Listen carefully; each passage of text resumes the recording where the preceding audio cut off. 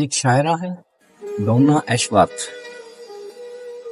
وہ اپنی نظم میں لکھتی ہیں کہ جب اللہ تعالی عورت کو تخلیق کرنے میں مصروف تھا تو ایک فرشتہ آیا اور اس نے پوچھا کہ اے اللہ، اس مخلوق پر اتنا وقت کیوں؟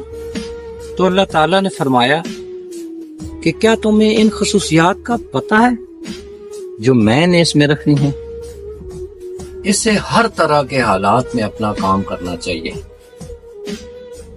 اسے ایک ہی وقت میں کئی بچوں کو گلے لگانا چاہیے، اور ایسا گلے لگانا کہ گھٹنے کی چوٹ سے لے کر ٹوٹے ہوئے دل تک سب ٹھیک کر دے۔ اسے یہ سب کچھ صرف اپنے 2 ہاتھوں سے کرنا ہے۔ وہ بیمار ہونے پہ خود کو ٹھیک کر سکتی ہے، وہ ایک دن میں 18 گھنٹے تک کام کر سکتی ہے، صرف 2 ہاتھوں سے؟ ناممکن۔ فرشتہ حیران ہوا، عورت کے قریب آیا، اس کو چھوا اور کہا کہ اللہ، آپ نے تو اس کو بہت نرم بنا دیا۔ وہ نرم ہے، اللہ تعالیٰ نے فرمایا، لیکن میں نے اس کو کتنا مضبوط بنایا ہے تم سوچ بھی نہیں سکتے کہ وہ کیا کچھ برداشت کر سکتی ہے اور اس پر قابو بھی پا سکتی ہے۔ کیا وہ سوچ سکتی ہے؟ فرشتے نے پوچھا۔ اللہ تعالیٰ نے جواب دیا، وہ نہ صرف سوچ سکتی ہے بلکہ دلیل اور اظہار رائے بھی رکھتی ہے۔ فرشتے نے عورت کے گالوں کو چھوا۔ یار، اب لگتا ہے یہ تکلیف ٹپک رہی ہے، آپ نے اسے بہت نرم بنا ڈالا۔ یہ آنسو ہیں، رب نے فرشتے کی اصطلاح کی۔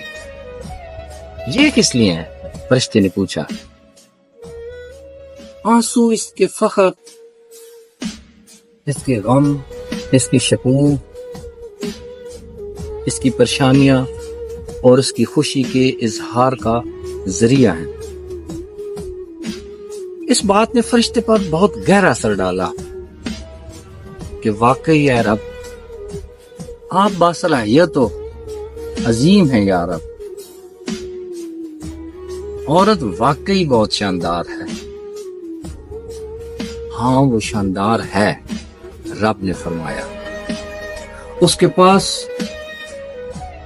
وہ طاقت ہے جو مرد کو حیران کر دے۔ وہ ہر مصیبت کو سنبھال سکتی ہے اور بھاری بوجھ کو اٹھا سکتی ہے۔ وہ خوشی، محبت اور رائے رکھتی ہے۔ جب چیخنے چلانے والا ماحول ہو تو وہ مسکرا دیتی ہے، وہ ہنستے ہنستے رو پڑتی ہے، وہ روتے روتے ہنس دیتی ہے۔ وہ جس چیز پر یقین رکھتی ہے اس کے لیے لڑتی ہے، یعنی جدوجہد کرتی ہے۔ جب وہ کچھ کرنے کا ٹھان لے تو کر گزرتی ہے۔ اس کی محبت غیر مشروط ہے۔ اس کا دل ٹوٹ جاتا ہے جب اس کا کوئی قریبی عزیز، رشتہ دار یا کوئی دوست انتقال کر دے، لیکن وہ زندگی کے ساتھ آگے بڑھنے کی صلاحیت رکھتی ہے۔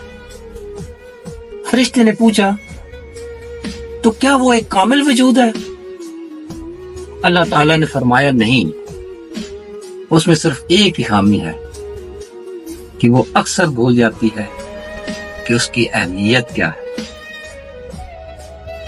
شاعرہ ڈونا ایشورتھ، یہ ان کی نظم تھی جو میں نے آپ کو سنائی۔